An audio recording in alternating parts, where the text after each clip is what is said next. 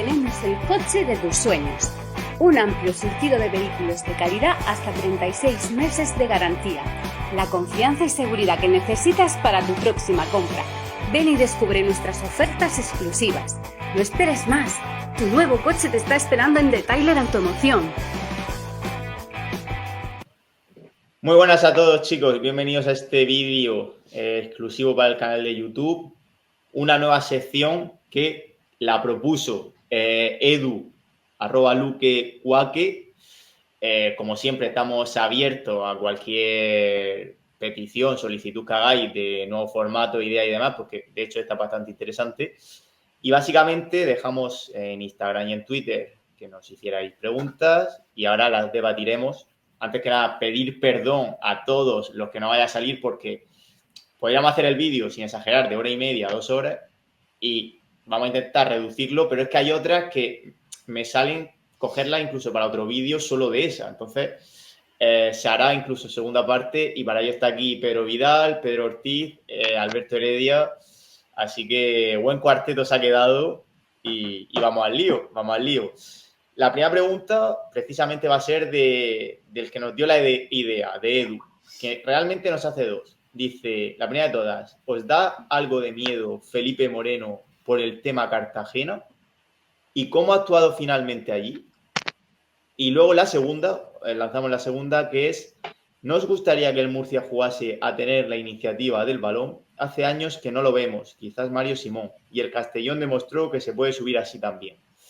Señores, tema Felipe Moreno, tema juego de posesión. Quien quiera, que arranque. Venga, pues empiezo yo si nadie se anima con el tema Felipe Moreno. Miedo, lo que es miedo, yo no tengo. Lo que sí que tengo son muchas dudas respecto a lo que quiere hacer con el Cartagena, porque yo creo que está sobrevalorando el precio del Cartagena. Creo que no va a conseguir los 10, 12 millones incluso que apuntaban que quería, menos aún si desciende a segunda vez. Entonces creo que por ahí es donde vienen mis dudas. Miedo no, porque al final la trayectoria de Felipe nos dice que es un inversor que revaloriza su producto, que consigue llevarlo al alza, y yo creo que va a seguir el mismo camino en el Real Murcia. Sí, bueno, yo por mi parte coincido con Pedro y más que mirar al Cartagena, quizá podríamos mirar lo que hizo en el Leganés, que me parece admirable y no me da miedo lo que pueda pasar en un futuro. Lo del Cartagena sí que es un tema más complicado por el hecho de que va a descender lo más seguro y aparte de eso, pues el club tampoco es que esté muy bien económicamente, entonces eso puede costar más. Ya lo vimos aquí en su día con el tema Samper, todo lo que nos ha costado salir a flote. Pero bueno, yo la verdad que no tengo ningún miedo a medio plazo, al menos futuro, con Felipe Moreno. Alberto. A mí me parecen casos distintos porque yo creo que en el caso del Cartagena no es proyecto de Felipe Moreno, sino que estaba en la sombra. Sí, y sí que me parece el Murcia que es su otro Leganés, su segunda parte mejorada. Yo creo que él le ve al Murcia gran potencial, sabe que ha invertido 20 millones, pero que en un futuro eso lo puede multiplicar fácilmente por 5 si es que lo vende por 100 millones, que yo creo que el Murcia en segunda o primera puede valer fácilmente eso. Y respecto a, bueno, sí, me parece que Felipe Moreno, hombre, comparto las dudas con Pedro, sí que es verdad que he ido siguiendo las noticias de la venta del Cartagena y me ha dejado un poco así como, no sé, el verano pasado yo creo que hubiera sido el momento perfecto para venderlo, pero sí que es verdad que a mí en ese aspecto me deja tranquilo y repito, una persona que ha puesto 20 millones de euros lo hubiéramos firmado hace 5 cuando estábamos viendo pulseras, hace 5 no, hace ya 7 o 8 que estábamos viendo pulseras, pero lo hubiéramos firmado. Sí, de hecho, se abrió el debate hace relativamente poco. Bueno, realmente está siempre abierto, pero la cuenta esta de @ creo que es ALD Numancia, el hombre usuario este que pone mucho el foco en el Intercity, en equipos que, bueno, con dudosa financiación.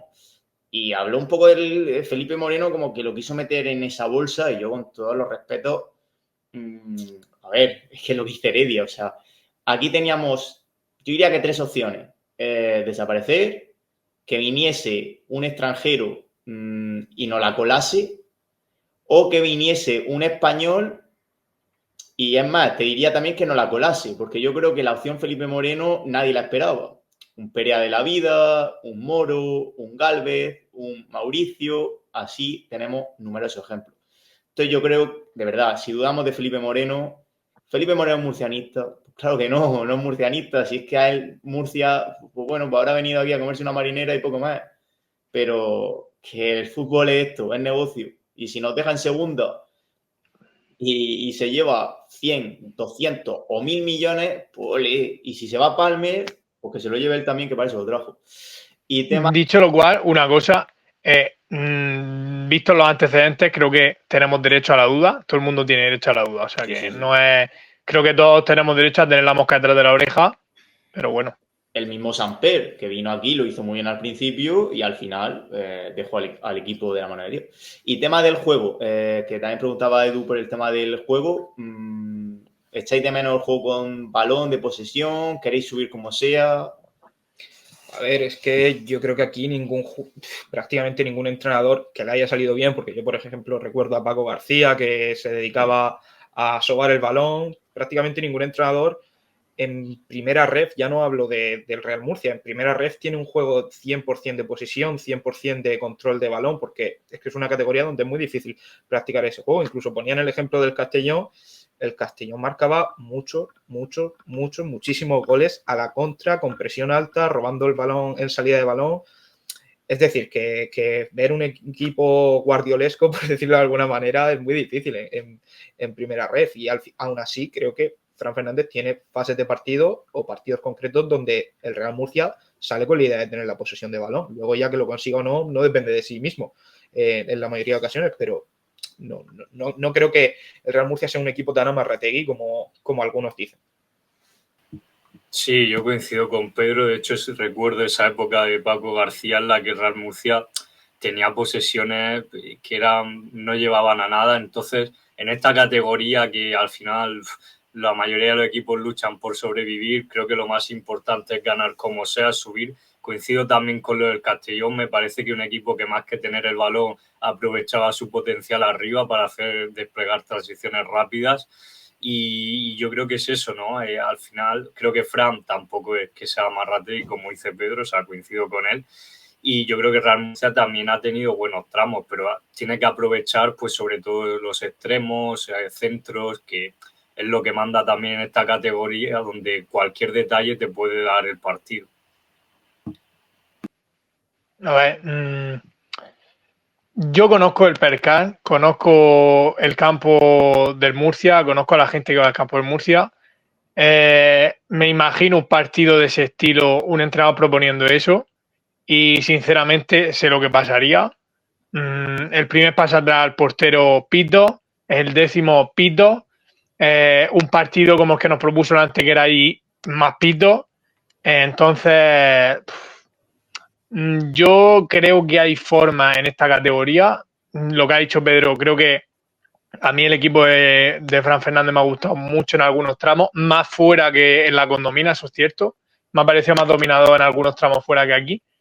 Pero creo que subí, meter un gol más que en la última jornada, necesitaba un gol, meterlo y subí, ya está. De rebote con el culo. Y que queda, al final queda bonito y sobre todo nosotros porque jugamos en una condomina, pero cuando te toque ir al campo del Sanluqueño o al campo del Intercity o muchos campos de esta categoría, pues claro, ahí seguramente lo pases peor que no jugando a nada, que se me entienda. José Pérez, gol de Crisantus, dice, ¿creéis que hay falta de oportunidades para unos jugadores? Él pone Kenneth, Rojas, Boateng y exceso para otros. Loren, Alcaina, Davo. Buen melón que se abre. A ver, es que además llega en una semana en la que, por ejemplo, nos quejábamos de que Cadorini entró muy tarde, jugadores que sí que es verdad que están un poco más borrados del mapa, pero es que han nombrado 6 casos y estoy intentando recopilarlos un poco todos en general y está claro, es imposible que un entrenador sea 100% justo, que reparta los minutos de manera 100% equitativa. Habría que ir caso por caso. Me hablas, por ejemplo, de Rojas, pues para mí no merece muchas más oportunidades. Hablas del caso de Alcaina, pues para mí tampoco creo que, quitando minutos que se le podrían repartir con Cabrini, tampoco creo que esté siendo sobrevalorada en minutos. No sé, al final creo que es una cosa que habría que ir caso por caso, pero teniendo un poco en cuenta ese condicionante de que como entrenador es muy difícil y más con la plantilla tan larga que tiene el Real Murcia. Ahí está la clave. Sí, bueno, ha comentado que Boateng quizá no esté jugando tantos minutos, pero tampoco es que esté de acuerdo. Yo creo que dentro de su rol, que bueno, a veces ha salido incluso como titular, quizá bueno, aprovechando alguna baja, pero yo creo que Boateng sí que está jugando bastante y no sé, en ese caso no termino de estar tan de acuerdo. Luego, yo sí que es verdad, que lo he dicho en algunos directos, es el tema Cadorini, que quizá necesitaba más minutos. Pero bueno, sí que estoy de acuerdo con Pedro en el sentido de que la plantilla es bastante larga, sobre todo delantero, pues tienes por ahí Alcaina, Flaccus e incluso Pedro Benito.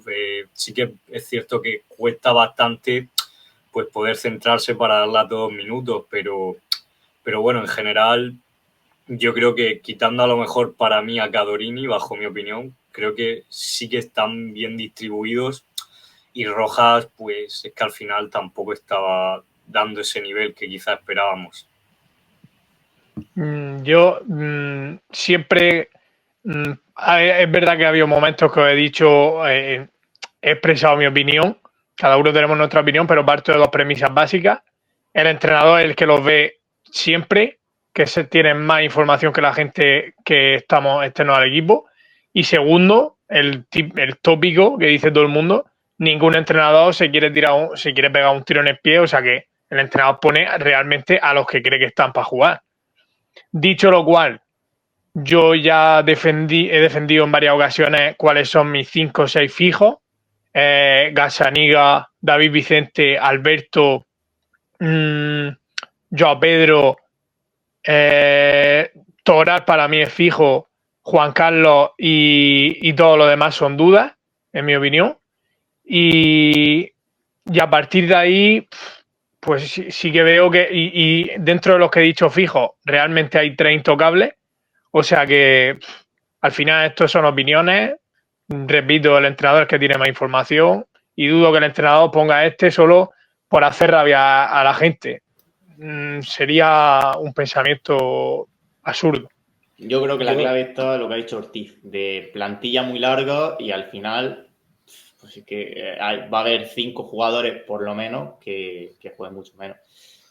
Yo solo por apuntar una cosa que parece que todos defendemos a Fran Fernández en todo momento, evidentemente también ha tenido errores, porque por ejemplo, Joao Pedro, si no llega a ser por las lesiones, que ha tenido que entrar forzado, pues quizás no hubiéramos visto en toda la temporada. Está claro, es difícil gestionar todos esos minutos y a veces pues uno tiende a incluir en el 11 al que tiene ya cierta experiencia en la categoría, al que a priori te puede ofrecer más garantías. Al que conoce seguro, también, porque claro, como el caso de Juan Carlos Real. Exactamente. Está claro que al final con una plantilla tan larga vas a ser injusto con algún jugador, seguro. Pero también es eso, es muy difícil. Es muy difícil de gestionar una plantilla tan larga. Mira, más o menos lo decía Heredia y esta pregunta es bastante buena de Santos Jiménez en Instagram.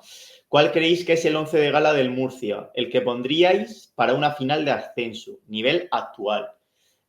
A ver, a mí me parece importante distinguir si el que nosotros pondríamos o el que pondría Fran Fernández, porque a mí, por ejemplo, y no sé si todos los que estáis aquí o el 90%, quizá en el lateral derecho pondríais a David Vicente, pero yo creo que Fran Fernández pondría a Jorge Mies, por poner un asterisco ahí en eso. Entonces, vamos a hacerlo como, no sé, ¿qué apetece más? ¿El nuestro o el que pondría Fran Fernández? Yo diría el nuestro, porque adivinar un 11 de Fran Fernández este año... Sí, es imposible. Venga, pues digo yo el mío, si os parece, y así vamos diciendo, pues yo cambiaré este y demás. Yo creo, el que yo pondría, portería Gazzaniga, lateral derecho, yo pondría a David Vicente, lateral izquierdo, yo pondría a Ian Force, aunque Galde esté bien, centrales Savic Alberto, centro del campo. Esto aquí me revienta la cabeza. Porque, a ver, yo pondría realmente a Isi, Palmer y Iriarte, pero Fran Fernández no va a poner ni a Isi ni a Palmer en mi apunta. No, yo creo que más o menos de los 3 que has dicho, el más fijo sería Joao Pedro. Sí, porque Iriarte no lo tengo ni claro. por regularidad, por número de minutos, por cantidad de minutos, yo creo que Balmer sería fijo. Luego en derecha, a día de hoy yo creo que Pedro Benito. Izquierda, yo pondría... Yo Toral. Yo pondría a Toral también. Yo pondría también a Toral, pero estoy seguro que Fran Fernández no lo pondría. En la media punta pondría a Juan Carlos y arriba a Flaccus. Lo que yo pondría. Dame. No sé si tenéis algún cambio. Y en el centro, bueno, me mojo. Sí. Yo digo. Easy Palmer. Yo digo. Es que Easy Palmer han casado, pero claro, depende de dónde te juegues el ascenso. Si te lo juegas en el campo de Sanluqueño, a lo mejor te meto a Iriarte, pero si te lo juegas en el Rico Pérez, te meto a Easy. Esa es la cosa. Yo creo que nos estamos olvidando un poco de un condicionante primordial, que es que el otro equipo también juega y que al final Fran Fernández es un entrenador que se adapta mucho al rival. Entonces, por ahí sí podemos jugar al fantasy, que siempre está guay, pero es que depende mucho del contexto. Pero aún así, personalmente mi 11 no iría muy lejos de lo que habéis dicho. Sí, yo coincido. La verdad que arriba, claro. Arriba, por ejemplo, entran las dudas porque vemos que un partido lo está jugando Flaccus, otro Alcaina. Depende también del rival, como decís. Pero bueno, sí que lo que habéis dicho seguramente sean fijos en un 11 en el que te esté jugando todo. Y yo estoy convencido de que Davo jugaría al 100%, sobre todo en mano izquierda, hoy en día. Aunque nosotros no lo pongamos, pero... Por cierto, yo pondría a Loren en lugar de Toral. A Loren, mira. Sí. Pues le daría... Eso tiene mérito que lo diga esta semana, Yo fíjate que a lo mejor la duda... Me había olvidado completamente Davo. En una final de ascenso yo metía a Davo. A Davo, sí. Por experiencia. Yo metía a Davo por la izquierda. Sí. Y iría con pesos pesados, con gente que... Porque al final tú miras el 11 y realmente gente experimentada, Gazzaniga, Saveljic, digo de cara a un ascenso a segunda. Real. Gazzaniga, bueno, Saveljic tampoco ha estado... Es veterano, pero tampoco... Pero al final Juan Carlos y yo iría a Davo por eso, por la experiencia, porque el resto del equipo, Ian es joven, por eso mismo, porque Ian al tener tanto recorrido le podría dejar a Davo el pasillo interior, juntar ahí gente. Davo creo que tiene más gol que Toral y Loren. En un partido a vida o muerte. Y luego Pedro Benito sí que... Pedro Benito yo creo que del 11, con los dos centrales y Gazzaniga, yo creo que sería el cuarto más fijo, Sí. Pedro Benito ahora mismo. Y bueno, hemos comentado que qué creeríamos que metería Fran Fernández. Estoy seguro de que a Davo lo metería. Sí, pero 100%. Sí. Mira, otra pregunta. Juan Carlos Real también. Y Juan Carlos Real A ver, es que salvando las distancias, porque a mí Cadete no estoy para nada de acuerdo con las opiniones de la gente este año. Para mí Cadete no ha estado ni mucho menos tan mal en ningún partido como para que sea tan denostado. Sí que es verdad que ha llegado Ian y Ian está mejor, tiene más condiciones y más proyección. Pero creo que Cadete no ha hecho mala temporada en absoluto. Juan Carlos, yo creo que le aporta mucho al equipo, sacrificio. Hay gente que dice que tendría que participar más en el juego del equipo. Bueno, sí, pero es que hace kilómetros. Que tendría que participar más, pues claro, puede ser, sí, pero... Joder, y seguramente alguien nos esté escuchando y que no le siente mal, pero yo he leído un tweet, porque esta semana el que más corrió fue Juan Carlos Real, diciendo que, sí, que ese dato está para blanquear a Juan Carlos Real. Hostia. Pero si solo fuera en este partido, pero es que creo que en la temporada lleva por lo menos 10 partidos en los que es el que más corre, pero fácilmente. Esta vez fue el de punta de velocidad, entonces la gente decía que eso era ni de coña, que era para blanquear al jugador. Justo hoy hemos estado hablando en el gimnasio al que voy de ese dato de punta de velocidad, porque tengo varios jugadores, varios compañeros de gimnasio que están en un equipo preferente, mi preparador es preparador de un equipo de tercera, y justo hemos estado hablando que al final esos datos son un poco de cara al público, que ese dato es el que menos vale, eso no, sin contexto no tiene, lo ponen por ponerlo, pero tampoco por blanquear, lo ponen todos los partidos. Y aparte de que Juan Carlos Real, en mi opinión, aporta bastante sentido y equilibrio al juego del equipo, si miramos los números estadísticamente hablando, es tanto máximo goleador como máximo asistente. O sea que no llego a entender a veces cuando se le critica. Sí que ha habido partidos que a lo mejor su rendimiento no ha sido tan bueno como hemos visto en otras ocasiones, pero me parece que la titularidad suya está más que justificada ahora mismo. Pues mira, Fermín Pardo dejaba otra pregunta en Instagram y también más o menos lo tocamos por aquí. Dice, viendo la proyección de Palmer y de muchos jugadores, supongo que quizá Toral y demás, porque así proyección como Palmer, la verdad que no veo a nadie. Dice, ¿se quedarán en el Murcia si no ascendemos? Yo he de decir que tengo entendido que Palmer está muy a gusto en Murcia. Pero obviamente es brasileño, lleva 9 meses en Murcia. Si viene un club de segunda, pienso yo, vamos, y el Murcia no sube, ¿qué va a hacer el chaval? Y creo, a la persona que ha hecho la pregunta, le recomendaría que disfrute si el Murcia asciende y luego ya se preocupe de lo que puede o no mantener y fichar en Murcia, porque madre mía, qué agonía. Qué agonía. A ver, luego también el Murcia es que tiene una condición muy especial, que tiene 7 cedidos. Entonces, claro, para mí, por ejemplo, Iriarte tiene proyección, pero al estar cedido pues es casi imposible. Y Jan Fors, pues más de lo mismo. Así que el Real Murcia tenga contrato, es que sí, creo que son los dos casos que han nombrado, que son Toral y Palmer. Toral se le está poniendo una cara, y más con su nueva agencia de representación, de que o ascendemos o coge vuelo. Y Palmer es que pues es como si yo me voy a Brasil a jugar en el Sao Paulo. O sea, te quiero decir, y de repente empiezo a despuntar y me quiere fichar un equipo de primera española. Pero te quiero decir, si llega una oferta, pues yo no le tengo ningún cariño al Sao Paulo. Es que sería totalmente lógico y normal que quisiera salir. Pedro. Sí, yo creo que en el caso de subir y Palmer como está despuntando, sería muy, muy, muy difícil mantenerlo, porque yo creo que llegaría un equipo de mayor nivel, ¿no? En cuanto a fútbol hablamos, y probablemente acabará saliendo. Y te digo más, yo creo que Felipe Moreno está deseando que se vaya. Porque Felipe Moreno se lleva pasta en Murcia, el Sao Paulo también está deseando que se vaya, que hay muchos intereses en que el jugador se vaya, y hay que tener en cuenta que Palmer, como Cadorini, como Luisinho, si sale bueno, están de paso, y que lo haga bien estando aquí y que se saque lo máximo posible.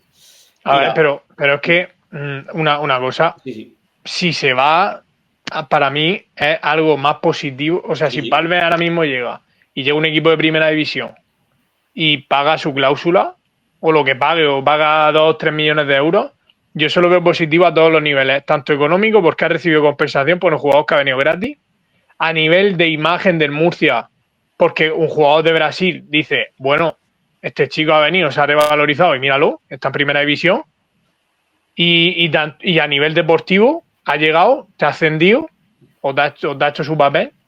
Yo lo veo bien, no veo. Una pregunta que os quiero hacer.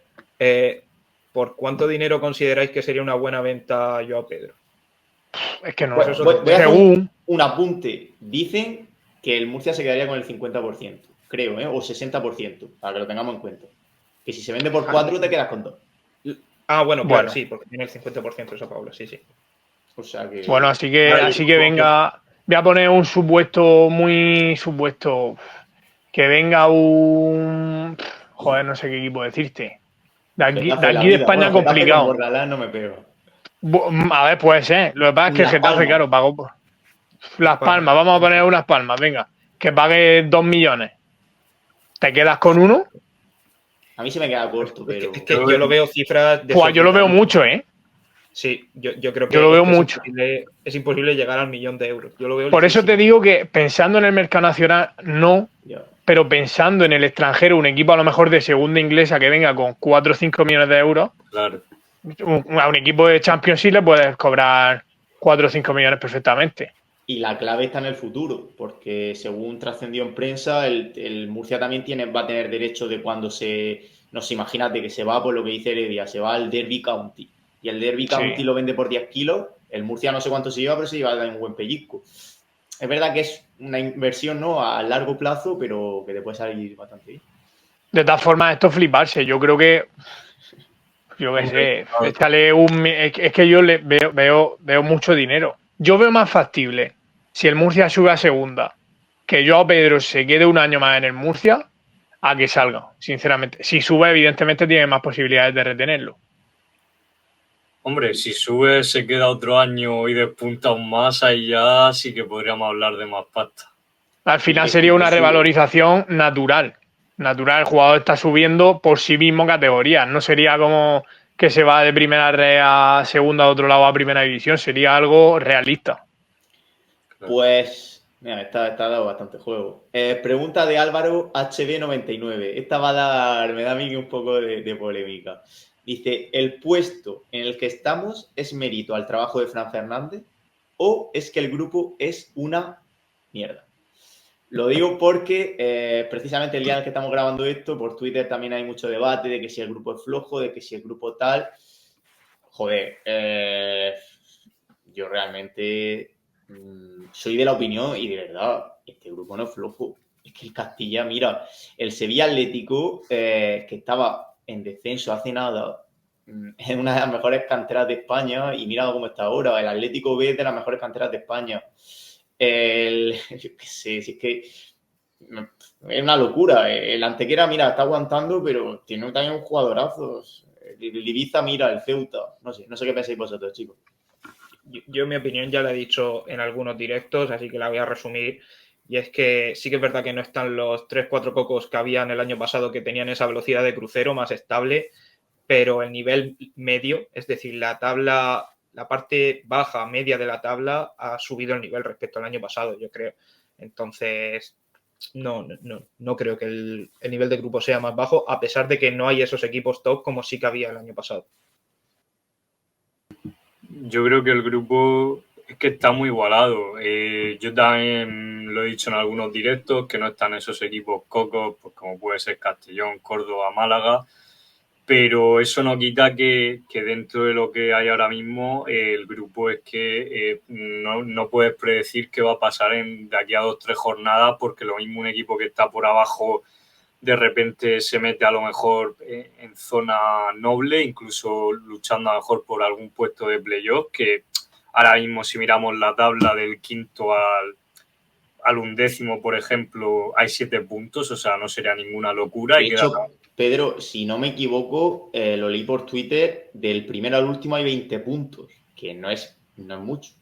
Claro, matemáticamente podría pasarlo, es una locura, no va a suceder, lo más seguro, pero quiero decir que esto te da pie a que en 4 o 5 jornadas algunos equipos suban de puestos, otros incluso a lo mejor se metan en zona peligrosa. Entonces es eso, yo creo que está muy igualado y aparte que hay canteras muy buenas, como decís, y luego también pues por arriba está el Ibiza, que no es cualquier cosa y más con cómo se ha reforzado en invierno, incluso el Ceuta, que también tiene muy buenos jugadores. Entonces no creo que el grupo sea fácil. A ver, como casi todo lo que envuelve al Murcia y es opinable, la respuesta es depende. ¿El grupo es flojo o es fuerte? Vale. El año pasado el descenso estuvo la permanencia estuvo baratísima. El Murcia hizo una temporada regulera tirando a floja y estaba salvado ya a esta altura con la temporada que hizo. Pero sin embargo, por arriba, los 4 o 5 que había se destacaron rápido. Este año, ni el Intercity, que parecía que estaba desahuciado, está a 6 puntos de la permanencia. Depende de cómo lo quieras ver. Este año está todo mucho más igualado. Va a haber pelea por el descenso, por entrar a playoff, por la primera plaza seguramente y por todo. Y el año pasado llegamos a las últimas 5 jornadas con el pescado vendido prácticamente. ¿Qué significa? ¿Que este año es mejor y el año pasado peor? Que para mí la conclusión que traigo de esto es que el año pasado ir al campo del último era más fácil rascar algo que este año, pero ir al campo del primero era más difícil que este año. Ya cada uno que saque las conclusiones que quiera. Para mí, una liga más igualada en la que el nivel medio es más alto siempre será más difícil que una liga en la que 4 o 5 equipos destaquen, sobre todo a este nivel. Pero eso ya es interpretable. Al final siempre habrá excusas. Si este año no sube el Murcia, la gente dirá que no hemos subido con un grupo facilísimo y si acabamos subiendo la gente dirá que cómo no íbamos a subir. Esto es que siempre lo verás. Igual que me acuerdo que el año que subimos de segunda federación, poco menos subimos porque, pues ya está, porque teníamos que subir. Cuando no éramos ni el 10º presupuesto del grupo aquel año. Pues última pregunta de Paco Delito, un mítico tanto en Twitter como en nuestros directos. Hace 3 preguntas y van de mayor seriedad a menos. Entonces, vamos a empezar por lo serio y ya terminamos por lo último. ¿Veis a Fran Fernández como entrenador en segunda si hay ascenso? ¿Picadita o desarrollada? Pues lo que quieras. Yo te la pico yo y ya vosotros si queréis desarrollar. Obviamente, si subes con Fran Fernández no lo vas a echar. Pero la experiencia de Fran Fernández en segunda división es bastante floja. Y eso es lo que yo digo. Si el Murcia asciende después de 11 años, no puedes echar al entrenador. Eso está claro. Ya está. Esa es mi respuesta. Clarísimo. Coincido con vosotros, o sea, es que además si lo echa, yo creo que aquí todos desertaríamos de esa decisión y aparte eso sería como, dentro de lo que cabe, un héroe del ascenso después de todo lo que hemos pasado, o sea, que el mérito para seguir, para darle una oportunidad más, claro que debería de estar presente en el caso de subir. El Murcia tiene que tener al entrenador que el director deportivo crea conveniente que tiene que tener, independientemente de si ha ascendido el entrenador o no. Si tú crees que Fran Fernández es el entrenador ideal para el Murcia en ese momento, tienes que mantenerlo. Si tú lo vas a dejar y en la jornada 5, después de empatar 5 partidos, te lo vas a cargar, échalo. Los entrenadores no se pueden elegir. Yo siempre pongo el ejemplo de Sevilla con Mendilibar en función de con Lopetegui. Bueno, pero Lopetegui era distinto. Lopetegui llevaba 2 o 3 años. Mendilibar fue cuestión de 4 meses, que porque ganó la Europa League lo dejaste cuando tenía ya Iraola firmado. A los 5 partidos te cargaste a Mendilibar y Iraola ahora es uno de los 5 mejores entrenadores de la Premier League. Por no decirte del mundo. Tienes que elegir en base a tu creencia, no a sentimientos. Así entiendo yo el fútbol y la elección de entrenadores. Totalmente. Pues la segunda pregunta es, ¿qué promesa haríais si se asciende? Ojo. Esto es gafada, ¿eh? No sé si... Esta no la tendrías que haber dicho con tiempo, que no la pensáramos. No, de hecho vamos a hacer una cosa. No quiero que seamos muy gafes, porque aquí hay mucho gafe entre ellos yo soy el primero. Entonces, si hay opción, el after de antes del partido, posible partido del ascenso, nos mojamos. Venga, me parece bien.